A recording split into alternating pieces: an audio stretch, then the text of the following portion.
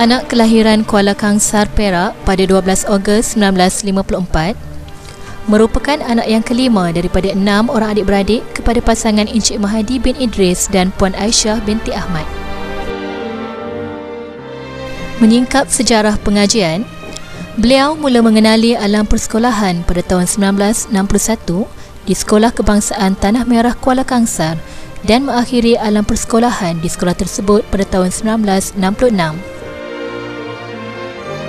Menyambung pelajaran ke Sekolah Menengah Temenggung Kati Kuala Kangsar bermula pada tahun 1967 sehingga tahun 1971. Liku-liku hidup telah mengajar beliau menjadi seorang yang gigih. Minat dalam pendidikan telah membuatkan beliau diterima sebagai pelatih di Maktab Perguruan Raja Melewar pada tahun 1974 hingga tahun 1975. Sejarah perkhidmatan dalam pendidikan beliau bermula di SK Basia Greek pada tahun 1976 hingga tahun 1978.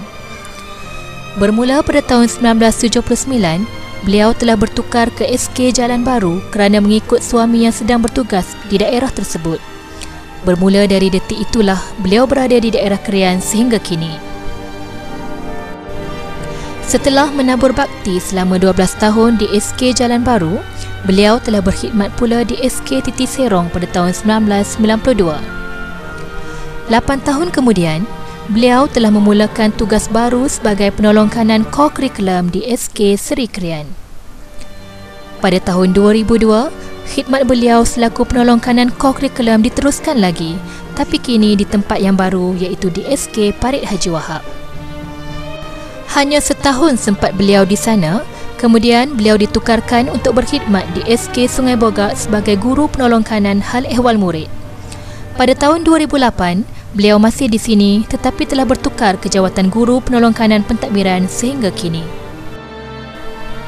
Beliau sangat komited dengan tugasnya, sentiasa memperbaiki kelemahan diri dan menghadiri kursus-kursus yang berkaitan dengan kerjaya.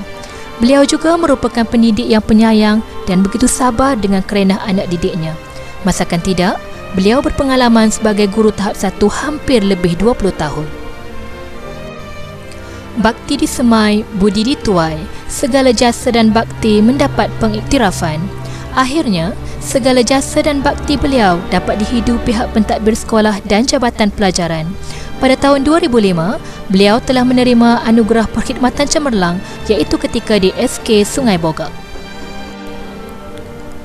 Tidak sempurna kejayaan ditinta tanpa bicara keluarga tercinta.